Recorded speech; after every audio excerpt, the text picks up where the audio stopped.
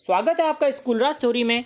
आज हम आरंभ करने जा रहे हैं कक्षा 8 में सामाजिक विज्ञान के इतिहास का 7वां अध्याय बुनकर, लोहा बनाने वाले और फैक्ट्री मालिक। इससे पहले हमने 6 अध्याय देख लिए हैं। अगर आपने नहीं देखे हैं तो आप लिस्ट में जाकर देख सकते हैं। तो चलिए स्टार्ट करते हैं। चित्र 1 में 17वीं शताब्दी का सूरत के बंदरगाह के एक व्यापारिक जहाज़ों के चित्र दिख रहे हैं। भारत के पश्चिमी तट पर गुजरात स्थित सूरत हिंद महासागर के रास्ते होने वाले व्यापार के सबसे महत्वपूर्ण बंदरगाहों में से एक था। डच और ब्रिटिश व्यापारिक जहाज 17वीं शताब्दी की शुरुआत से ही इस बंदरगाह का इस्तेमाल करने लगे थे, लेकिन 18वीं शताब्दी में इस बंदरगाह का महत्व गिरने लगा।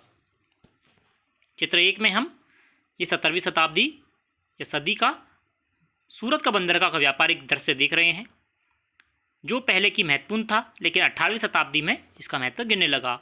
और इस अध्याय में हम देखेंगे कि कपड़ा, लोहा व इस्पात उद्योगों में ब्रिटिश शासन के अंतर्गत भारतीय भागीदारी और उद्योगों की क्या दशा रही। आधुनिक विश्व में प्रौद्योगिक क्रांति की दृष्टि से ये दोनों ही उद्योग बहुत महत्वपूर्ण थे।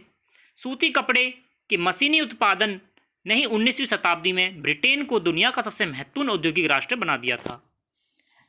1850 के दशक में जब ब्रिटेन का लोहा इस्पात उद्योग भी पनपने लगा तो ब्रिटेन दुनिया का कारखाना कहलाने लगा।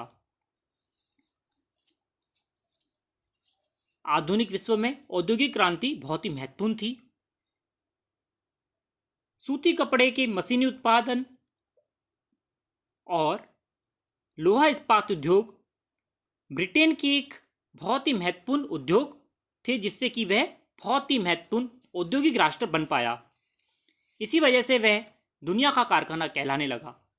ब्रिटेन के औद्योगिकरण और भारत पर ब्रिटिश विश्व विजय और उपनिवेशीकरण में गहरा संबंध था।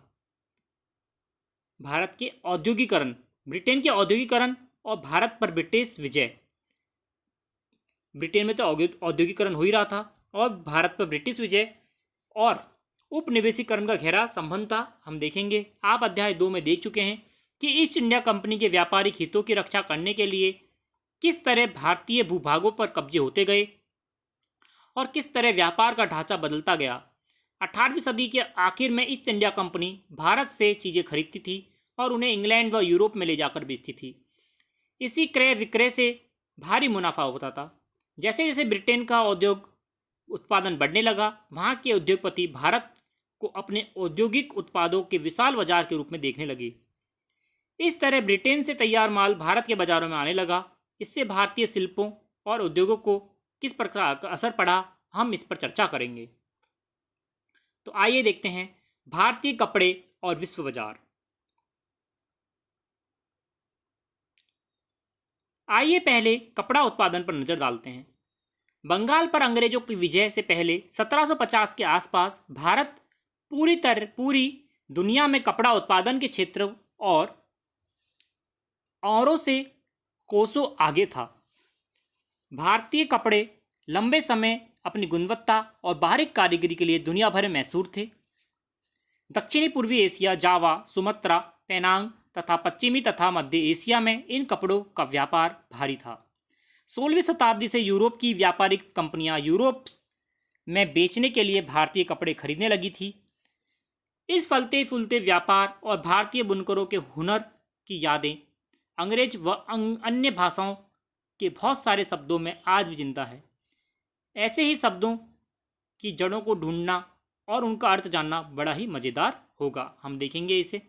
हम इसमें देखेंगे कि बंगाल पर जब अंग्रेजों की विजय हुई थी, उससे पहले भारत में किस प्रकार कपड़ा उत्पादन कैसा था। भारत के कपड़े पूरी दुनिया में मशहूर थे और उनकी गुणवत्ता और बारीक कारीगरी बहुत ही लाजवाब थी।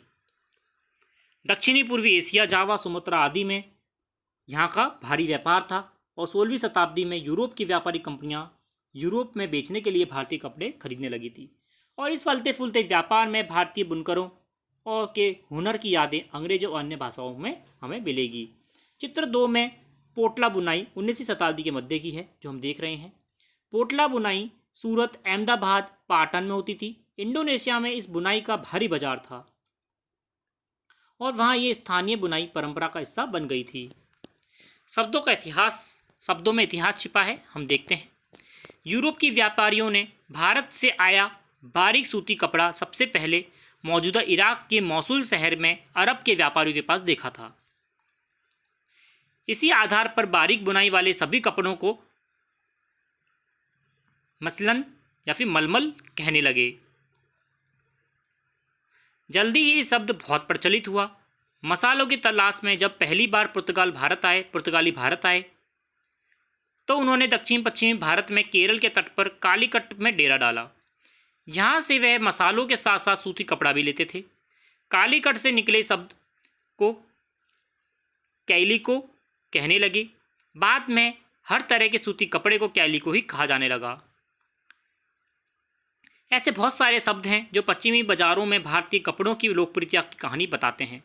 चित्र 3 में आप देखेंगे कि एक ऑर्डर बुक का पन्ना है जिसे 1730 में ब्रिटिश ईस्ट इंडिया कंपनी ने कलकत्ता स्थित नुमाइंदों के पास भेजा था। शब्दों में छिपा इतिहास। इसमें हमने क्या देखा? यूरोप की जो व्यापारी थे वे भारत से आया बारीक सूती कपड़ा सबसे पहले उन्होंने कहाँ देखा था? इराक के मौसूल शहर में अरब के व्यापारियों के पास। फिर उसका नाम क्या पड़ा? मसलन या फिर मलबल। फिर बहुत प्रचलित हुआ। फिर मसालों की खोज में जब पुर्तगाली भारत आए तो उन्होंने अपना डेरा डाला केरल के तट पर कालीकट में। फिर मसालों के साथ साथ सूती कपड़े भी खरीदने लगे। फिर कालीकट के से निकले शब्द को कैलिको कहने लगे और वह सूती कपड़े को भी कैलिको कहा जाने लगा। ये हम देख सकते हैं चित्र 3 जो कि अभी हमने देखा। ईस्ट इंडिया कंपनी का ऑर्डर का एक बही का पन्ना है। गौर से देखेंगे कि बही में किस प्रकार एक एक चीज़ की कीमत लंदन में ही तय कर दी गई थी। यह सामान मंगाने के लिए कंपनी को 2 साल पहले ऑर्डर देने पड़ते थे, क्योंकि ऑर्डर को भारत भेजने, जरूरी कपड़ा बनवाने और उन्हें वापस भिजवाने का इतना समय तो लग ही जाता था। जब कपड़े के थान लंदन पहुंच जाते थे तो उन्हें नीलामी के जरिए बेच दिया जाता था। बही के मुताबिक इस साल कपड़े के 5,79,000 थानों का ऑर्डर मिला था। यदि आप इसी बही के पन्ने को पलटते हैं तो आपको पता चलता है कि उसमें सूती और रेशम के कपड़े के 98 किस्मों का जिक्र किया गया है। यूरोपीय व्यापारी उन्हें पिस गुड्स कहते थे, जो आमतौर पर 20 गज लंबा और 1 गज चौड़ा थान होता था। ये बही है, इसमें हम देख रहे हैं। चित्र 4 में जामदानी बुनाई 20वीं शताब्दी की शुरुआत में हम देख रहे हैं। जामदानी बुनाई। जामदानी एक तरह की बारीक मलमल होता है जिस पर करघे की सजावट चिन्ह बुने जाते हैं। इनका रंग प्राय सलेटी और सफ़ेद होता है। आमतौर पर सूती और सोने के धागों का इस्तेमाल किया जाता है, जो कि चित्र में दिखाई दे रहे हैं। बंगाल में स्थित ढाका और संयुक्त प्रांत वर्तमान में स्थित लखनऊ जामदानी बुनाई के लिए सबसे महत्वपूर्ण केंद्र थे। आइए हम इस बही में दी गई विभिन्न किस्मों के नामों को देखें। थोक में जिन कपड़ों का ऑर्डर दिया गया था उनमें छापेदारी सूती कपड़े भी शामिल थे।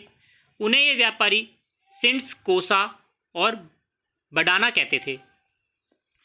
क्या आप जानते हैं कि अंग्रेजी का छिंट शब्द कहाँ से आया? जी हाँ, यह शब्द हिंदी के छिंट शब्द से निकला है। हमारे यहाँ छींट रंगीन फूल पत्तियों वाले छोटे छापों के कपड़ों को कहते हैं। 1680 के दशक तक इंग्लैंड और यूरोप में छापेदार भारतीय सूती कपड़ों की ज़बरदस्त मांग पैदा हो चुकी थी। आकर्षक फूल पत्तियों, बारीक रेशों, सस्ती कीमत की वजह से भारतीय कपड़े का एक अलग ही रुतबा था। इंग्लैंड के रईस ही नहीं बल्कि खुद महारानी भी भारतीय कपड़ों के परिधान पहनती थी। बडाना शब्द का इस्तेमाल गले और सिरे पर पहनने वाले चटक रंग छापेदार गुलबंद के लिए किया जाता था। यह शब्द हिंदी के बांधना शब्द से निकला था। चित्र 5 में हम मुसलीपट्टनम आंध्र प्रदेश में बारीक कपड़े पर छपाई छींट 19वीं शताब्दी के मध्य की में है। ईरान व यूरोप को निर्यात होने वाले छींट का ये बढ़िया उदाहरण है। ये आप कपड़ा देख रहे हैं जो इस श्रेणी में चटक रंगों वाले ऐसी ही बहुत सारी किस्में के कपड़े आते थे जिन्हें बांधने और रंगसाजी की विधियों से बनाया जाता था। वहीं में कई दूसरे तरह के कपड़ों का जिक्र किया गया है जिनका नाम उनके जन्म स्थान के अनुसार है। कासिम बाजार, पटना, कलकत्ता, उड़ीसा, चारपुर आदि। इन शब्दों के व्यापक प्रयोग से पता चलता है कि दुनिया के विभिन्न भागों में भारतीय कपड़े कितने मशहूर हो चुके थे। चित्र 6 में बंडाना डिजाइन 20वीं शताब्दी के प्रारंभ में कपड़े के मध्य से गुजरती लकीर को देखें। क्या आप जानते हैं दरअसल इस ओढ़नी में दो बांध कर रंगे गए हैं, टाई एंड डाई। रेशमी कपड़े के टुकड़ों पर सोने की कढ़ाई के जरिए एक दूसरे में से की गई है। बांडना शैली के कपड़े अधिकांश राजस्थान और गुजरात में बनाए जाते थे। आगे देखते हैं यूरोपीय बाजारों में भारतीय कपड़ा। 18वीं शताब्दी की शुरुआत तक आते आते भारतीय कपड़ों की लोकप्रियता से बेचने इंग्लैंड के ऊन व रेशम निर्माता भारतीय कपड़ों के आयात का विरोध करने लगे थे। इसी दबाव के कारण 1720 में ब्रिटिश सरकार ने इंग्लैंड में छापेदारी सूती कपड़े छींट के इस्तेमाल पर पाबंदी लगाने के लिए कानून पारित कर दिया था। संयोगवश इस कानून को भी कैलिको अधिनियम भी कहा जाता है। यूरोपीय बाजार में भारतीय कपड़ों की मांग लगातार बढ़ रही थी, तो 1720 में दबाव के कारण ब्रिटिश सरकार ने इंग्लैंड में छापेदार सूती कपड़े छींट के इस्तेमाल पर पाबंदी लगा दी थी और इसका एक कानून पारित कर दिया था और इसका नाम कैलिको अधिनियम भी कहा जाता है। उस समय इंग्लैंड में नए नए कपड़ा कारखाना खुल रहे थे। भारतीय कपड़ों के सामने लाचार अंग्रेजी कपड़ा उत्पादक अपने देश में भारतीय कपड़ों के प्रवेश पर पूरी पाबंदी चाहते थे ताकि वे इंग्लैंड में केवल उन्हीं का कपड़ा बिके। इस क्रम में इंग्लैंड की सरकार ने सबसे पहले कैलिको छपाई उद्योग को सरकारी संरक्षण में विकसित किया। अब सफ़ेद मलमल या बिना मांड वाले कोरे भारतीय कपड़ों पर इंग्लैंड में ही भारतीय डिजाइन छापे जाने लगे। भारतीय कपड़ों के साथ इस होड़ की वजह से इंग्लैंड में तकनीकी सुधारों की जरूरत दिखाई देने लगी। 1764 में जॉन के ने स्पिनिंग जेनी का आविष्कार किया, जिससे परंपरागत तकलियों की उत्पादकता काफ़ी बढ़ गई। 1786 में रिचर्ड आर्कराइट ने वास्प इंजन का आविष्कार किया, जिसने सूती कपड़े की बुनाई को क्रांतिकारी रूप में बदल दिया। अब बहुत सारा कपड़ा बेहद कम कीमत पर तैयार किया जा सकता था। इसके बावजूद दुनिया के बाज़ारों में भारतीय कपड़ों का दबदबा 18वीं सदी के आखिर तक बना रहा। डच, फ्रेंच, ब्रिटिश और अन्य यूरोपीय व्यापारी कंपनियों ने इस व्यापार को बेहिसाब मुनाफा कमाया। यह कंपनियां भारत आकर चांदी के बदले सूती और रेशमी कपड़े खरीदते थे, परंतु जैसा कि आप जानते हैं ईस्ट इंडिया कंपनी को बंगाल की राजनीतिक सत्ता मिल गई थी। उसे भारतीय चीज़ें खरीदने के लिए चांदी मांगने की जरूरत नहीं रही। इसके बाद ईस्ट इंडिया कंपनी भारत में किसानों और जमींदारों से राजस्व इकट्ठा करती थी और उन्हीं पैसों से कपड़ा खरीदने लगी थी। चित्र 7 में हम कोचीन स्थित डच बस्ती का समुद्री का दृश्य देख रहे हैं। जैसे जैसे यूरोपीय व्यापार फैलने लगा, विभिन्न बंदरगाहों पर व्यापारिक बस्तियां भी बनने लगी। कोचीन में डच बस्तियां 17वीं सदी में विकसित हुई। बस्ती के चारों तरफ स्थित किले बंद को आप देख सकते हैं। स्पिनिंग जेनी एक ऐसी मशीन होती है जिसमें एक कामगार एक साथ कई तकलियों पर काम कर सकता है। जब पहिया घूमता था तो सारी तकलियां घूमने लगती थी। 18वीं सदी के आखिर तक मुख्य केंद्र कहाँ थे हम देख रहे हैं। लाहौर पंजाब, सिरहिंद सामना दिल्ली, आगरा जयपुर सांगानेर, सिंध पतन अहमदाबाद गुजरात सिरोंज, बिहार पटना बनारस ढाका, उड़ीसा कोरमंडल गोरखंड गोवा कैलिकट व मदुरा। अगर आप इस नक्शे को देखेंगे तो पाएंगे कि 19वीं सदी के प्रारंभ से ही कपड़ा उत्पादन 4 क्षेत्रों में केंद्रित था। बंगाल सबसे महत्वपूर्ण केंद्रों में से एक था। डेल्टा की असंख्य नदियों से सटे बंगाल में उत्पादन केंद्र अपना माल दूर दूर तक आसानी से भेज सकते थे। याद रखें कि 19वीं सदी के प्रारंभ में रेलवे की शुरुआत नहीं हुई थी, सड़कें भी अभी बननी शुरू हुई थी। पूर्वी बंगाल, अब बांग्लादेश स्थित ढाका 18वीं सदी में सबसे महत्वपूर्ण कपड़ा उत्पादन केंद्र था। यह शहर अपनी मलमल और जामदानी बुनाई के लिए दूर दूर तक प्रसिद्ध था। यदि आप नक्शे में भारत के दक्षिणी भाग में देखेंगे तो मद्रास से उत्तरी आंध्र प्रदेश तक फैले कोरमंडल तट के साथ साथ सूती कपड़ा और बुनाई केंद्रों का एक समूह दिखाई देगा। आप देख रहे हैं जो ये पुलिकट, मद्रास, पौंडीचेरी, नागपट्टनम और तंजौर, इसी की बात हो रही है।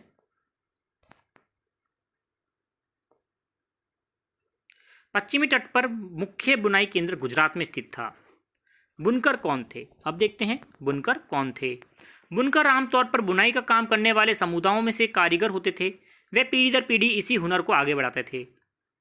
बंगाल के तांती, उत्तर भारत में जुलाई या मोमिन, दक्षिणी भारत के साले और कैलोक्वार और देवांग समुदाय बुनकारी के लिए प्रसिद्ध थे।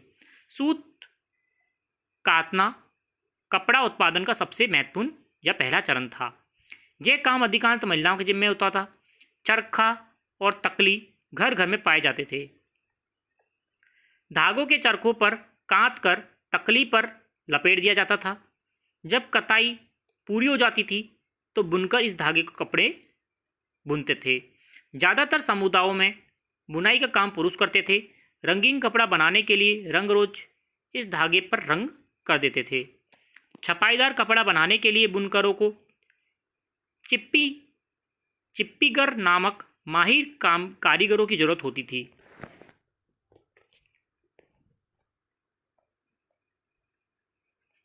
जो ठप्पे में से छपाई करते थे। हथकरघों पर होने वाली बुनाई, उससे जुड़े व्यवसायों से लाखों भारतीयों की रोजी रोटी चलती थी। चित्र 9 में बंगाल में एक तांती बुनकर बेल्जियन चित्रकार सेल्विन्स द्वारा बनाया गया चित्र है 1790 का। इस चित्र में तांती बुनकर गड्ढे वाले करघे में काम कर रहे हैं। आप देख सकते हैं। क्या आप जानते हैं कि गड्ढे वाला करघा क्या होता है? देखेंगे हम आगे। भारतीय कपड़ों का पतन। ब्रिटेन में सूती कपड़ा उद्योग के विकास से भारतीय कपड़ा उत्पादों में कई तरह के असर पड़े। पहला, अब भारतीय कपड़ों को यूरोप और अमेरिका के बाज़ारों में ब्रिटिश उद्योगों में बने कपड़ों के मुकाबला करना पड़ता था। दूसरा, भारत से इंग्लैंड के कपड़ों का निर्यात मुश्किल होता जा रहा था क्योंकि ब्रिटिश सरकार ने भारत से आने वाले कपड़ों पर भारी सीमा शुल्क लगा दिया था। इंग्लैंड में बने सूती कपड़े ने 19वीं सदी की शुरुआत तक भारतीय कपड़ों को अफ्रीका, अमेरिका और यूरोप के परंपरागत बाज़ारों से बाहर कर दिया था। इसकी वजह से हमारे यहाँ हजारों बुनकर बेरोजगार हो गए थे। सबसे बुरी मार बंगाल के बुनकरों पड़ी। ब्रिटिश और यूरोपीय कंपनियों ने भारतीय माल खरीदना बंद कर दिया। उनके एजेंटों ने तयशुदा आपूर्ति के लिए बुनकरों को पेशगी देना बंद कर दिया था। परेशान बुनकरों ने मदद के लिए बार बार सरकार की गुहार लगाई। औरांग फारसी शब्द है जो कि गोदाम को औरांग कहा जाता है। वहाँ बिक्री से पहले चीज़ों को जमा करके रखा जाता है। वर्कशॉप के लिए भी इस शब्द का इस्तेमाल किया जाता है। हम भूखे मर जाएंगे। 1823 में भारत की कंपनी सरकार को 12,000 बुनकरों की तरफ से एक पत्र मिला। हमारे पुरखों ने और हम लोगों को कंपनी से पेशागी मिलती थी, जिससे हम कंपनी के लिए बढ़िया काम कपड़े बुनकर अपने अपने परिवारों का पेट पालते थे। हमारी बदनसीबी है कि औरांग ख़त्म कर दिया गया है। इसकी वजह से हम लोगों और हमारे परिवारों के पास आजीविका का साधन नहीं बचे हैं। हम बुनकर हैं और कोई कारोबार नहीं जानते हैं। अगर बोर्ड ऑफ ट्रेड, व्यापार बोर्ड हम पर कृपा नहीं करता है और हमें कपड़ों के ऑर्डर नहीं देता है तो हम भूखे मर जाएंगे। कृपया इसे अपने अखबार में प्रकाशित करें। 1828 में विधवा कताई कामगर ने समाचार दर्पण नामक बंगाली अखबार में के नाम पर पत्र भेजा, जो कि हम देखें। सेवा में संपादक समाचार। मैं कतई कामगार हूँ, भारी कष्ट के साथ ये पत्र लिख रही हूँ, कृपया इसे अपने पत्र में प्रकाशित करें। जब मेरी उम्र 22 साल की थी तो मेरे पति का देहांत हो गया था। मेरी 3 बेटियाँ हैं। जब मेरे पति का देहांत हुआ था तो हमारे पास कुछ नहीं बचा था। उनके श्राद्ध के लिए मुझे अपने गहने बेचने पड़े थे। जब हम भूखे मरने की हालत तक पहुंच गए तो भगवान ने मुझे जिंदा रहने के लिए रास्ता दिखलाया। मैं तकली और चरखे पर सूत काटने लगी। बुनकर हमारे घर आते हैं और 3 तोले प्रति रुपये की दर से सूत खरीद कर ले जाते हैं। बुनकर से मुझे जितनी पैसागी चाहिए होती थी मुझे मिल जाती थी। इस तरह हम खाने पीने और कपड़ों का बारे में निश्चिंत होने लगे। कुछ सालों में मैंने 28 रुपये इकट्ठे कर लिए। इस पैसे से मैं अपनी एक बेटी का ब्याह किया। इसी तरह मैंने तीनों बेटी को अपने अपने घर चली गई। अब 3 साल से हम दोनों औरतें, मेरी सास और मैं, दाने दाने के लिए तरस रहे हैं। अब सूत खरीदने वाले बुनकर हमारे पास नहीं आते हैं। अगर मैं बाज़ार में सूत बेचती हूँ तो पहले के मुकाबले 1/4 दाम भी नहीं मिलते हैं। समझ में नहीं आता ये सब कैसे हो गया। मैंने बहुतों से पूछा। लोग कहते हैं कि बाहर से विलायती सूत आयात किया जा रहा है। बुनकर वही सूत खरीदते हैं और कपड़ा बनाते हैं। लोग इस सूत का कपड़ा 2 महीने भी नहीं पहन पाते हैं, वह गलकर तार तार हो जाता है। कष्टों में फंसी एक कतई की कामगार की आप बीती आपने जो देखी है। आगे देखते हैं। लेकिन असली दुर्दनी तो अभी आने वाले थे। 1830 से दशक में भारतीय बाजार में ब्रिटेन में बने सूती कपड़ों से पट गए। दरअसल 1880 के दशक तक स्थिति ये हो गई कि भारत के लोग जितना सूती कपड़ा पहनते थे उससे 2/3 ब्रिटेन का बना होता था। इससे न केवल बुनकरों बल्कि सूती काटने वालों की हालत भी खराब होने लगे। जो लाखों ग्रामीण महिलाएं सूत काट कर अपना आजीविका चलाया करती थी वे बेरोजगार हो गए। लेकिन भारत में हथकरघों से होने वाली बुनाई पूरी तरह ख़त्म नहीं हुई थी। इसकी वजह यह थी कि कपड़ों के कुछ किस्मों में मशीनों में नहीं बन पाती थे। भला जटिल व मन भावन किनारियों वाली साड़ी व परंपरागत बुनाई वाले कपड़े मशीनों से कैसे बन सकते थे। इन कपड़ों की न केवल रईस बल्कि मध्य वर्ग में काफ़ी मांग थी और न ही ब्रिटेन के कपड़ा मिलों में बेहद मोटा कपड़ा बनता था जिसे भारतीय गरीब पहनते थे। आपने पश्चिमी भारत में स्थित सोलापुर और दक्षिणी भारत में स्थित मदुरा का नाम जरूर सुना होगा। यह शहर 19वीं सदी के आखिर में बुनकरी के नए महत्वपूर्ण केंद्र बन गए थे। बाद में राष्ट्रीय आंदोलन के दौरान महात्मा गांधी ने भी लोगों को आह्वान किया कि आयातित कपड़ों का बहिष्कार करें और हाथ से कते सूत और हाथ से बुने कपड़ों को पहने। इसी तरह खादी राष्ट्रवाद का प्रतीक बनती चली गई। चरखा भारत की पहचान बन गया। 1931 में उसे भारतीय राष्ट्रीय कांग्रेस के तिरंगे झंडे के बीच वाली पट्टी में जगह मिली। आइए देखें कि आजीविका के साधन गंवा चुके बुनकरों और सूती काटने वालों का क्या हुआ। उनमें से बहुत सारों ने खेतीहर मजदूर बन गए, कुछ काम की तलाश में शहरों की तरफ चल गए, बहुत कुछ देश से अफ्रीकी और दक्षिणी अमेरिका में बागान के काम में चले गए। इनमें से कुछ ने हथकरघा बुनकरों को मुंबई, अहमदाबाद, सोलापुर, नागपुर, कानपुर में खुले नए कपड़ा कारखानों में नौकरी मिल गई। सूती कपड़ा मिलों का उदय। भारत में पहली सूती कपड़ा मिल 1854 में मुंबई में स्थापित हुई। यह कताई मिल थी जो कि 19वीं सदी की शुरुआत से ही भारत से इंग्लैंड और चीन को होने वाले कच्चे कपास के निर्यात के लिए बम्बई में एक महत्वपूर्ण बंदरगाह बन चुका था।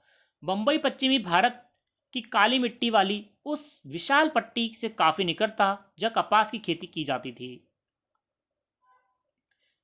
जब वहाँ सूती कपड़ा मिलों की स्थापना हुई तो उन्हें कच्चा माल आसानी से मिलने लगा।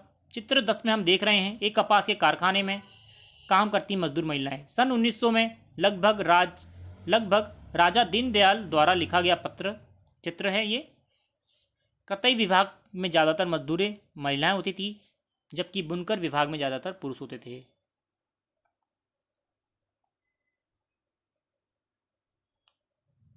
सन 1900 तक आते आते मुंबई में 84 कपड़ा मिल शुरू हो चुकी थी। उनमें से बहुत सारी मिलें पारसी व गुजराती व्यवसायों ने खोली थी जो कि चीन के साथ व्यापार के जरिए काफ़ी पैसा कमा चुके थे। इस दौरान दूसरे शहरों से भी कई कारखाने खोले गए। अहमदाबाद में पहला कारखाना 1861 में खुला। अगले ही साल संयुक्त प्रांत स्थित कानपुर में भी एक कारखाना खुला। सूती कपड़ा मिलों की बढ़ती संख्या के कारण मजदूर की मांग बढ़ने लगी। हजारों गरीब काश्तकार, दस्तकार और खेतीहर कामगार कारखानों में काम करने के लिए शहरों की तरफ आने लगे। प्रारंभिक कुछ दशकों के दौरान भारतीय कपड़ा कारखानों में बहुत सारी समस्याएं से जूझना पड़ा। सबसे पहली समस्या थी कि इस उद्योगों को ब्रिटेन से आए सस्ते कपड़ों का मुकाबला करना था। ज़्यादातर देशों में सरकारें आयातित वस्तु पर सीमा शुल्क लगा देती थी, अपने देश में औद्योगिकरण को बढ़ावा देती थी। इससे प्रतिस्पर्धा खत्म हो जाती थी। संबंधित देश के नवजात उद्योगों को संरक्षण मिलता था, परंतु औपनिवेशिक भारतीय सरकार ने स्थानीय उद्योगों को आमतौर पर इस तरह की सुरक्षा नहीं दी। लिहाजा भारत में औद्योगिक सूती वस्त्रोत्पादन की पहली बड़ी लहर प्रथम विश्व युद्ध के समय दिखाई दी, जब ब्रिटेन से आने वाले कपड़ों की मात्रा में काफ़ी कमी आ गई और सैनिक जरूरतों को पूरा करने के लिए भारतीय कारखानों से कपड़े और उत्पादन की मांग बढ़ने लगी। प्रगलन, चट्टान या मिट्टी को बहुत ऊंचे तापमान पर गर्म करके धातु तैयार किया जाता है। धातु की बनी चीज़ों को पिघलाने की प्रतिक्रिया जिससे कि कोई नई चीज़ बना सके। टीपू सुल्तान की तलवार और वुड्स स्टील।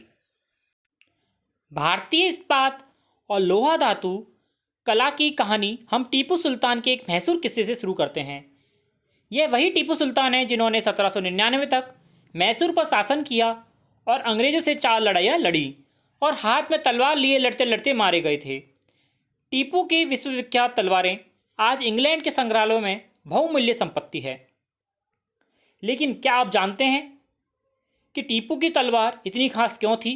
दरअसल इस तलवार की धार इतनी सख्त और पैनी थी कि दुश्मन के लोह कवच को भी अपनी आसानी से चीर सकती थी। इस तलवार में यह गुण कार्बन की अधिक मात्रा वाले वुड्स नामक स्टील से पैदा हुआ था, जो पूरे दक्षिण भारत में बनाया जाता था। इस वुड्स स्टील की तलवारें बहुत पैनी और लहरदार होती थी। इनकी वह बनावट लोहे में गड़े कार्बन के बेहद सूक्ष्म कणों से पैदा होती थी। टीपू सुल्तान की मृत्यु के 1 साल बाद 1800 में मैसूर की यात्रा करने वाले फ्रांसिस बुकानन ने इस बात पर ब्यौरा दिया है कि मैसूर की सैकड़ों प्रगलन भट्टियां में वुड्स स्टील की तरह बनाया जाता था। इन भट्टियों में लोहे को काठ कोयले के साथ मिलाकर मिट्टी की छोटी छोटी हांडियों में रखा दिया जाता था। तापमान के जटिल उतार चढ़ावों को नियंत्रण करते हुए प्रगालक इस्पात की सिल्लियाँ तैयार करते थे, जिनका न केवल भारत बल्कि पश्चिमी और मध्य एशिया में भी तलवार बनाने के लिए इस्तेमाल किया जाता था। वुड्स असल में कन्नड़ शब्द अक्कू, तेलुगु शब्द हुक्कू और तमिल और मलयालम शब्द उरुक्कू यानी स्टील का बिगड़ा हुआ अंग्रेजी रूप है। भारतीय वुड्स स्टील ने यूरोपीय वैज्ञानिकों को काफ़ी आकर्षित किया था। विश्वविख्यात वैज्ञानिक और बिजली व विद्युत चुंबकत्व का आविष्कार करने वाले माइकल फैराडे ने भारतीय वुड्स स्टील की विशेषताओं का 4 साल तक अध्ययन किया, परंतु दक्षिण भारत में इतनी प्रचलित वुड्स स्टील नाम निर्माण प्रक्रिया 19वीं सदी के मध्य तक आते आते पूरी तरह लुप्त हो चुकी थी। क्या आप बता सकते हैं ऐसा क्यों हुआ होगा? भारत पर अंग्रेजों की जीत के साथ ही यहाँ की तलवार और हथियार उद्योग समाप्त हो गया और भारतीय कारीगरों द्वारा बनाए गए लोहे और इस्पात का स्थान इंग्लैंड से आए हुए लोहे और इस्पात ने ले लिया। इस पैराग्राफ में हमने देखा कि भारत का जो भारतीय इस्पात और लोहा उद्योग था वह किस प्रकार अपने जोर पर था, किंतु टीपू सुल्तान की मृत्यु के बाद 19वीं सदी तक आते आते वह पूरी तरह लुप्त हो गया और उसका स्थान इंग्लैंड से आए लोहे इस्पात ने ले लिया। इस चित्र में हम 18वीं सदी के अंत में टीपू सुल्तान की तलवार को देख रहे हैं। टीपू सुल्तान की तलवार की मूठ पर एक कुरान की आयतें लिखी हुई हैं, जिनमें युद्ध में फतेह का संदेश दिया गया है। गौर से देखिए कि शेर के सिर मूठ के नीचे सिरे की तरफ आप देख सकते हैं जो लिखा गया है। गांवों की उजड़ी भट्टियां। वुड्स स्टील उत्पादन के लिए लोहे की परिशोधन की बेहद प्रतिकृष्ट तकनीक की जरूरत थी। परंतु भारत में 19वीं सदी के अंत तक लोहे का प्रगलन एक सामान्य गतिविधि थी। खास तौर से बिहार और मध्य भारत के हर एक जिले के ऐसे प्रगलक कारगर थे जो लोहा बनाने के लिए लोहा अयस्क के स्थानीय भंडारों का इस्तेमाल करते थे। इसी लोहे से कारखानों में दैनिक इस्तेमाल के औजार और साधन बनाए जाते थे। ज़्यादातर भट्टियाँ मिट्टी और धूप में सुखाई गई ईंटों से बनी होती थी। प्रगलन का काम पुरुष करते थे, जबकि महिलाएं धौंकनी चलाती थी। वह कोयले को लगातार दहकने के लिए हवा देती रहती थी। धौंकनी क्या होता है? हवा फेंकने का यंत्र होता है। इस चित्र में हम देख सकते हैं पालामाऊ बिहार में लोहे के कारीगर हैं जो भट्टी चला रहे हैं, और औरतें क्या कर रही हैं? फूंकनी से हवा कर रही हैं। चित्र 13 में मध्य भारत का एक गांव जहां लोहा प्रगलक का आगरीय समुदाय रहता था। आगरिया जैसे कई समुदाय लोहा बनाने में माहिर थे। 19वीं सदी के आखिर में बार बार पड़े अकाल की वजह से भारत के सूखे इलाके पूरी तरह तबाह हो चुके थे। मध्य भारत में बहुत सारे आगरीय कारीगरों ने काम करना बंद कर दिया, गांव छोड़ दिया, रोजी रोटी की तलाश में दूसरे इलाकों में चले गए। उनमें से बहुत सारे लोगों ने दोबारा कभी भट्टी नहीं चलाई। 19वीं सदी के अंत तक आते आते लोहे के प्रगलक का हुनर खत्म होने लगा। ज़्यादातर गाँवों में भट्टियाँ ठंडी पड़ चुकी थी और लोहे का उत्पादन गिरता जा रहा था। ऐसा क्यों हुआ? इसकी एक वजह थी नए वन कानून, जिनके बारे में आप अध्याय 4 में पढ़ चुके हैं।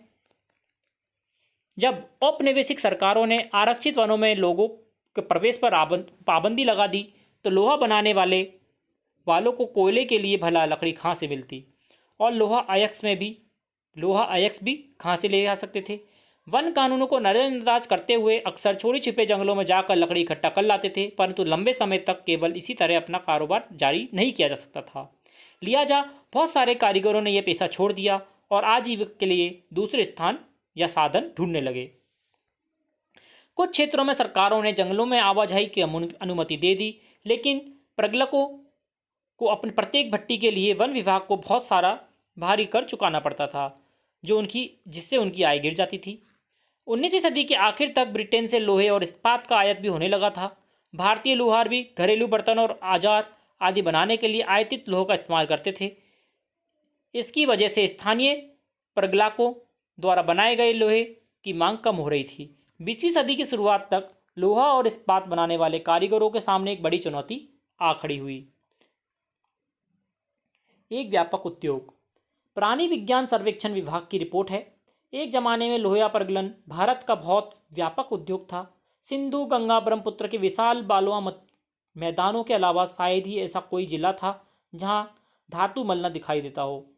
यहाँ के आदिम लोहा प्रगलकों को ऐसे भंडारों से अयस्क हासिल करने में कोई परेशानी नहीं होती थी, जिन पर कोई यूरोपीय लोहा विशेषज्ञ एक पल के लिए विचार करना भी उचित नहीं समझेगा। भारत में लोहा और इस्पात के कारखाने का उदय। साल 1904 की बात है। अप्रैल के महीने में अमेरिकी भूवैज्ञानिक चार्ल्स वेल्ड और जमशेदजी टाटा के सबसे बड़े बेटे दोराबाजी टाटा छत्तीसगढ़ में लोहा अयस्क भंडारों की खोजबीन करते घूम रहे थे। वे भारत में एक आधुनिक लोहा एवं इस्पात संयंत्र लगाने के लिए अच्छे लोहे अयस्क भंडारों की तलाश में कई महीने और काफ़ी सारा पैसा खर्च कर चुके थे। जमशेदजी टाटा भारत में बड़ा लोहा इस्पात कारखाना लगाने में अपनी संपत्ति का बड़ा भाग खर्च करने को तैयार थे, लेकिन इसके लिए पहली शर्त यह थी कि उम्दा लोहा अयस्क भंडारों का पता लगाया जाए। एक दिन कई घंटों तक जंगल की खाक छानने के बाद वेल्ड और दोराबजी ने एक छोटे से गांव में जा पहुंचे। वहां उन्होंने देखा कि कुछ स्त्री पुरुष टोकरियों में भरकर लोहा अयस्क ले जा रहे थे। ये आगरीय समुदाय के लोग थे। जब उन्होंने पूछा गया कि अयस्क कहाँ से लाए तो उन्होंने दूर स्थित एक पहाड़ी की तरफ उंगली की। वेल्ड और दोराबजी घने जंगलों में होते हुए काफ़ी देर थक कर उस पहाड़ी में जा पहुँचे। पहाड़ी का अध्ययन करने के बाद वेल्ड ने बताया उन्हें जिस चीज़ की तलाश कर रहे थे वह मिल चुकी है। राजहारा पहाड़ियाँ दुनिया की सबसे बेहतरीन लोहा अयस्क भंडारों में से एक थी, लेकिन यहाँ एक परेशानी थी। यह सूखा इलाका था और कारखाना चलाने के लिए आसपास कहीं भी पानी नहीं था। लिहाजा कारखाना लगाने के लिए सही जगह के बारे में टाटा की तलाश जारी थी। आगरीय समुदाय के लोगों ने ही लोहा अयस्क का एक और स्रोत ढूंढने में मदद दी, जहां के बाद भिलाई स्टील संयंत्र को अयस्क की आपूर्ति की गई। कुछ साल बाद सुबर्णरेखा नदी के तट पर बहुत सारा जंगल साफ करके फैक्ट्री और एक औद्योगिक शहर बसाने के लिए जगह बनाई गई। इस शहर को जमशेदपुर नाम दिया गया। इस स्थान पर लोहा अयस्क भंडारों के निकट ही पानी भी उपलब्ध था। यहाँ Tata iron and steel company TISCO की स्थापना की गई और 1912 से स्टील का उत्पादन होने लगा। आप ये चित्र 14 में सुबर्णरेखा नदी के किनारे बना Tata iron and steel factory को देख रहे हैं। 1940 का फोटो है ये। टिस्को की स्थापना बहुत सही समय पर हुई थी। 19वीं सदी में भारत आमतौर पर ब्रिटेन से बने स्टील को आयातित कर रहा था। भारत में रेलवे के विस्तार की वजह ब्रिटेन में बनी पटरियों की यहाँ भारी मांग थी। काफ़ी समय तक भारतीय रेलवे से जुड़े अंग्रेज विशेषज्ञ ये मानने को तैयार नहीं थे कि भारत में ही श्रेष्ठ इस्पात का निर्माण संभव है। जब तक टिस्को की स्थापना हुई, हालत बदलने लगे। 1914 में पहला विश्व युद्ध शुरू हुआ। ब्रिटेन में बनने वाले इस्पात को यूरोप में युद्ध संबंधी आवश्यकताओं को पूरा करने के लिए झोंक दिया गया। इस तरह भारत आने वाले ब्रिटिश स्टील की मात्रा में भारी गिरावट आई और रेल की पटरियों के लिए भारतीय रेलवे टिस्को पर आश्रित हो गया। जब युद्ध लंबा खिंच गया तो टिस्को को युद्ध के लिए गोलों के खोल और रेलगाड़ियों के पहिए बनाने का काम भी सौंप दिया गया।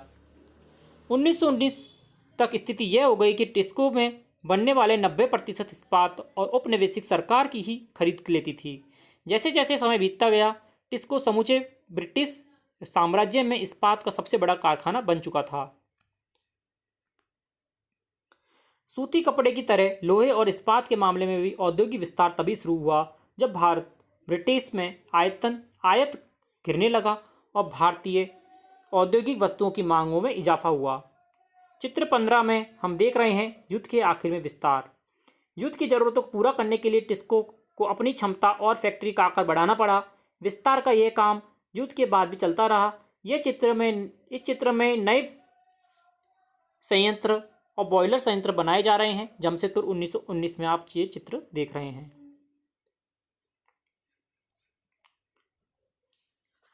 ये बदलते पहले विश्व युद्ध के दौरान उसके बाद सामने आए।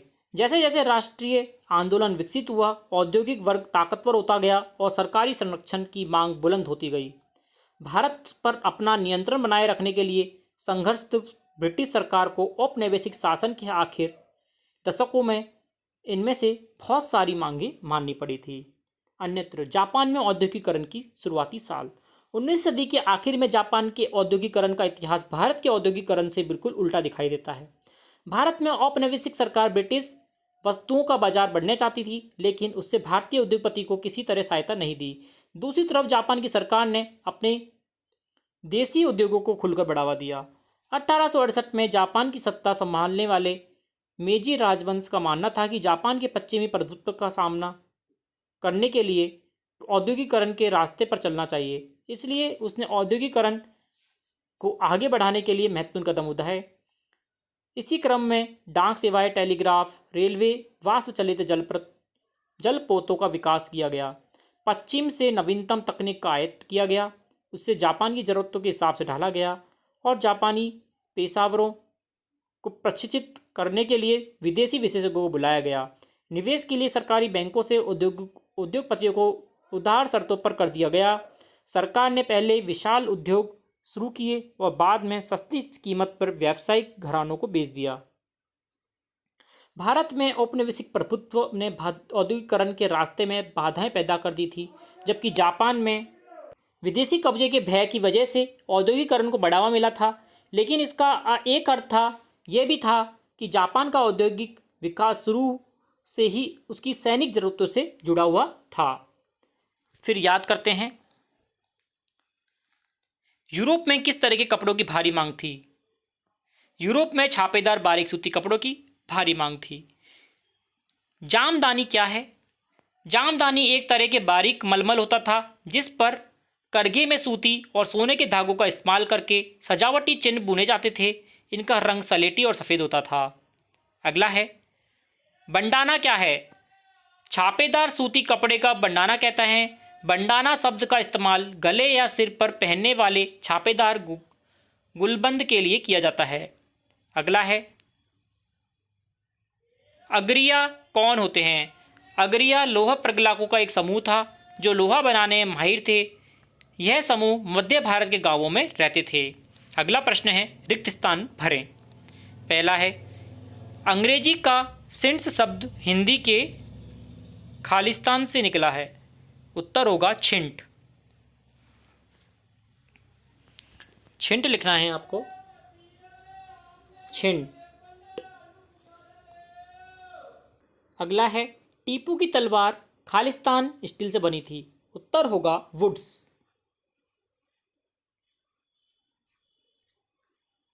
अगला प्रश्न है, भारत का कपड़ा निर्यात खालिस्तान सदी में गिरने लगा। उत्तर आएगा 19वीं सदी। आइए विचार करें। विभिन्न कपड़ों के नामों से उनके इतिहास के बारे में क्या पता चलता है? यूरोप के व्यापारियों ने सूती कपड़ा इराक के मोसुल शहर में अरब के व्यापारियों के पास देखा था। बारीक बुनाई वाले सभी कपड़ों को वे मिसलन या मलमल कहते थे। पुर्तगाली जब भारत में आए तो उन्होंने केरल के तट पर कालीकट के में डेरा डाला और यहाँ से सूती कपड़ा साथ ले गए। कालीकट से निकले शब्द के आधार पर सूती कपड़े को केली को कहा जाने लगा। छापेदार सूती कपड़े को सिंड्स, कोसा और बांडना कहते थे। अंग्रेजों का सिंड्स शब्द छींट शब्द से निकला है। छींट रंगीन फूल पत्तियों वाला छोटे छापों के कपड़ों को कहा जाता था। अगला प्रश्न है 7वां, इंग्लैंड के ऊन और रेशम उत्पादकों ने 18वीं सदी की शुरुआत में भारत से आयात होने वाले कपड़ों का विरोध क्यों किया था? इंग्लैंड में भारतीय कपड़ों की लोकप्रियता काफ़ी बढ़ चुकी थी। इंग्लैंड में नए नए कारखाने खुल रहे थे और अंग्रेज कपड़ा उत्पादक चाहते थे कि पूरा इंग्लैंड में केवल उनका कपड़ा बिके। इसलिए इंग्लैंड के ऊन और रेशम उत्पादकों ने 18वीं सदी की शुरुआत में भारत से आयातित होने वाले कपड़े का विरोध किया। प्रश्न 8वां है, ब्रिटेन के कपास उद्योग के विकास से भारत के कपड़ा उत्पादकों को किस तरह के प्रभाव पड़े? ब्रिटेन में सूती कपड़ा उद्योग के विकास से भारत के कपड़ा उत्पादकों पर कई तरह के असर पड़े। पहला, भारतीय कपड़े को यूरोप और अमेरिका बाजारों में ब्रिटिश उद्योग में बने कपड़ों का मुकाबला करना पड़ता था। ब्रिटिश सरकारों ने भारत से आने वाले कपड़ों पर भारी सीमा शुल्क लगा दिया था। इंग्लैंड में बनी सूती कपड़ों की वजह से भारत के कपड़े अफ्रीका, अमेरिका और यूरोप के बाजारों में से बाहर हो गए थे, जिससे भारतीय बुनकर बेरोजगार हो गए थे। ब्रिटिश और यूरोपीय कंपनियों ने भारतीय माल खरीदना बंद कर दिया था। प्रश्न 9 है, 19वीं सदी में भारतीय लोहे प्रगलन उद्योग का पतन क्यों हुआ? इसके निम्न कारण थे। पहला कारण कि वन कानून। औपनिवेशिक सरकार ने आरक्षित वनों में लोगों का प्रवेश पर पाबंदी लगा दी थी और कोयले की लकड़ी उन्हें नहीं मिलती थी। कुछ क्षेत्रों में सरकारों ने जंगलों में जाने की अनुमति दे दी थी, लेकिन प्रगलकों को अपनी भट्टी के लिए भारी कर चुकाना पड़ता था, जिससे उनकी आय गिर जाती थी। तीसरा, भारतीय लुहार घरेलू बर्तन और औजार बनाने के लिए ब्रिटेन से आयातित लोहे का इस्तेमाल करने लगे थे। इस वजह से स्थानीय प्रगलकों द्वारा लोहा इकट्ठा करने की मांग कम हो गई थी। प्रश्न 10 है, भारतीय वस्त्र उद्योग को अपने शुरुआती सालों में किन समस्याओं का सामना करना पड़ा या जूझना पड़ा? निम्नलिखित समस्याएं थी। सबसे पहली समस्या ये थी कि इस उद्योग को ब्रिटेन से आए सस्ते कपड़ों का मुकाबला करना पड़ा। दूसरा, अधिकतर देशों में सरकार आयातित वस्तुओं पर सीमा शुल्क लगाकर अपने देश में औद्योगिकरण को बढ़ावा देती थी, लेकिन औपनिवेशिक भारतीय सरकार ने ऐसा कोई कदम नहीं उठाया। प्रश्न 11 है, पहले महायुद्ध के दौरान अपना स्टील उत्पादन बढ़ाने में टिस्को को किस बात की मदद मिली? जब पहला विश्व युद्ध शुरू हुआ तो ब्रिटेन में बनने वाले इस्पात को यूरोप में युद्ध संबंधी आवश्यकताओं को पूरा करने के लिए झोंक दिया गया, जिससे भारत आने वाले ब्रिटिश स्टील की मात्रा में भारी गिरावट आई। रेल की पटरियों के लिए भारतीय रेलवे को टिस्को परास्तित हो गए और जब लंबा चला युद्ध तो टिस्को को युद्ध के लिए गोले के खोल और रेलगाड़ी के पहिए बनाने का काम भी सौंप दिया गया। टिस्को में बनने वाला 90% इस्पात को सरकार ही खरीद लेती थी।